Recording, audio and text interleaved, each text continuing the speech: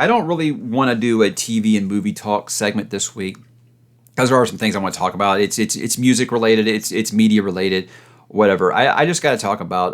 I lost a couple of my childhood heroes this week. Now I don't usually let celebrity deaths bother me. You don't know them, so in both these gentlemen lived long lives. They had a great positive influence on many of people, and it's one of those things where I'm like, I like to celebrate their life as more than just to mourn them and just be really sad. But these two hit me really, really hard because they were both just central figures in my childhood and kind of the part of making who I was, happen. And I got to talk about each. And first, the great Ozzy Osbourne.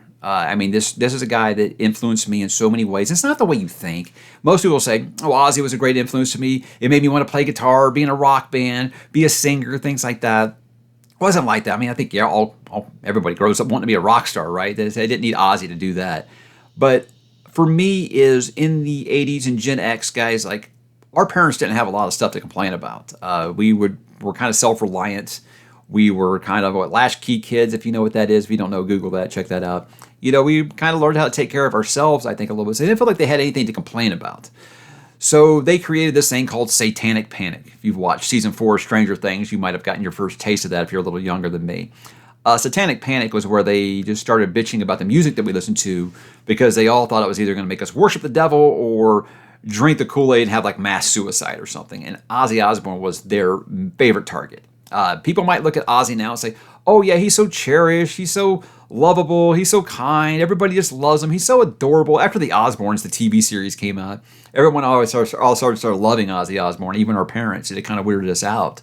But in the 80s, he was public enemy number one. They thought he was going to corrupt the young. He really was. And I have to say that Ozzy was like the linchpin for my rebellion as a preteen, against my parents and standing up for ourselves and being like, "No, we're going to listen to what we want to, and you can't stop us. Yes, you can go steal it out of our rooms. We'll just go to our friend's house and listen." It was one of those things. It was like it was our time to stand up and rebel against our parents. Every generation has something like that, where you stand up and rebel against your parents. And Ozzy was like the central figure of that. He will always be special. I'm a humongous fan. I have every album, every Black Sabbath. I think I have every Black Sabbath album 3 times because they keep putting out remasters that get better and better. I bought all the Ozzy remasters. Ozzy is one of the greatest of all time. And he didn't have to pass away for me to remember that. It's constant. I keep all of his albums on my phone. He's in constant rotation of what I'm listening to all the time. One of the greatest ever.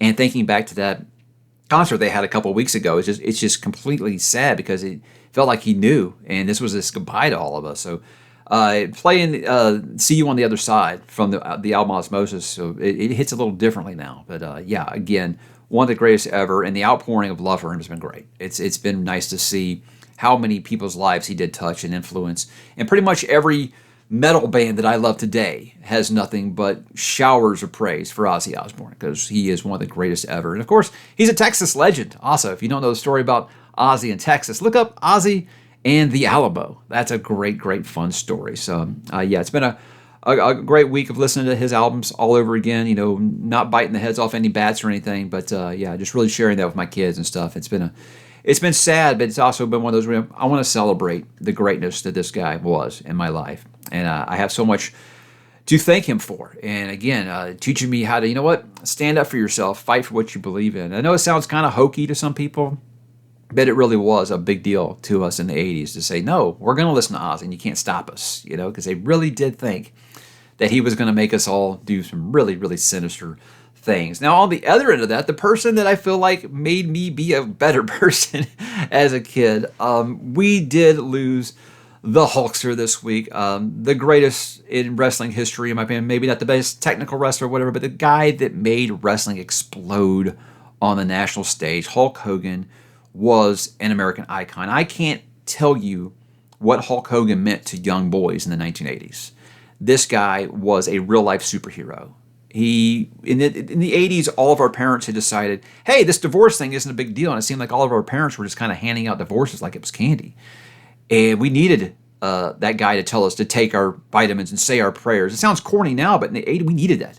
We needed that in our life. We needed that figure with positive things to tell us it's okay to be patriotic, It's okay to love your life. It's okay to overcome things. It's okay to stand up for yourself, stand up for your friends, and just be a genuinely good person. Now, as I got older, obviously, I got more jaded, and I loved it when he did the heel turn with the NWO. It's one of my favorite things ever. You see me guys wearing the NWO stuff all the time.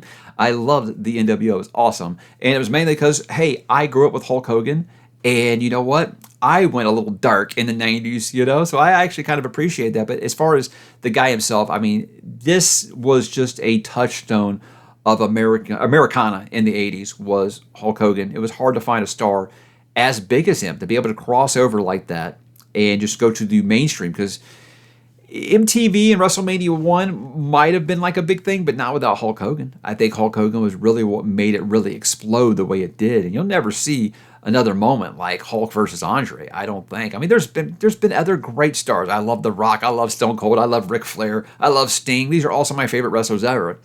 But you're telling me the one that influenced my life the most?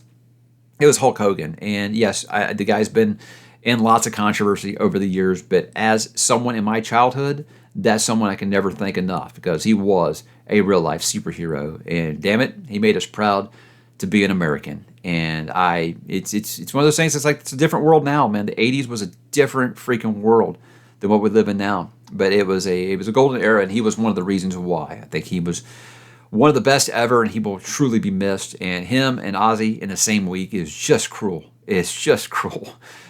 So again, I don't let celebrity deaths bother me very much, because like I said, I don't know them on a personal level. But when you had two central figures like that to shaping, I believe, the way that I was, the young man that I became, I have to give special thanks to them and a salute, because they were great influences on my life and to many, many others. It really is a really, really sobering week, and it's been sad. But again, like I said, I like to celebrate these things. We're watching all the Hulk and Andre matches and stuff on YouTube. Watched the Hulk and Ultimate Warrior fight with my kid this morning. It was a great time. It really, really was. And I think we also kind of do this sometimes. Even though got the 26-inch Python's brother, but one of the greatest of all time, both of them. And I hate to see him go, but I just have to say thank you. They'll live forever in our memories, in the music, on WWE Network, or what is it on now? It's not even on there. It's on Peacock now, whatever. But I just say these things will be here forever for us to cherish, and it'll be a time capsule to the past, and a nice way to take that time machine and remember the way that things were and how you felt as a kid. At least for me, that's how it does feel. So R.I.P., rest in power, all those good things to Ozzy, and of course the Hulkster. And it will forever run wild. I can't wait to listen to more Ozzy. I can't wait to watch more Hulk and share those things with my kid and share those with future generations.